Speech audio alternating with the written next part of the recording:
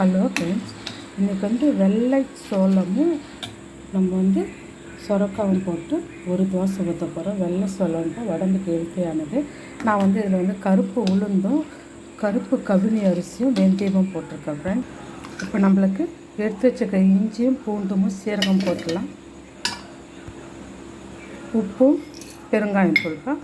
இப்போ கொத்தமல்லி எடுத்து வச்சுருக்க ஃபுல் கொத்தமல்லி போட்டோம். இப்போ சொரக்காவும் காஞ்ச மிளகாவும் போட்டோம். இப்போ நம்ம சொரக்காயெல்லாம் நைஸாக அரைச்சிட்டோம்ப்பா. எடுத்து வச்சுருக்க இந்த வெள்ளை சோளம் எல்லாத்தையும் அரைச்சிட்டோம். இப்போ நம்ம மொத்தம் அரைச்சிட்டோம்ப்பா. ஒரு தோசை ஊற்றிடலாம்.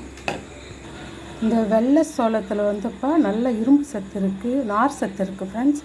பழைய காலத்தில் நம்ம முன்னோர்கள் எல்லாம் பயன்படுத்தி ஆரோக்கியமாக இருந்தாங்க. அது மட்டும் இல்லாமல் எடை ஏறாமல் நம்மளை குறைச்சி அப்படியே நார்மலாக நம்மளை வைக்கும்ப்பா. ரொம்ப எடை ஏற்ற விடாது. நம்ம அதே போல் சாப்பிட்டு ஆரோக்கியமாக இருக்கலாம் ஃப்ரெண்ட்ஸ். தேங்க்யூ.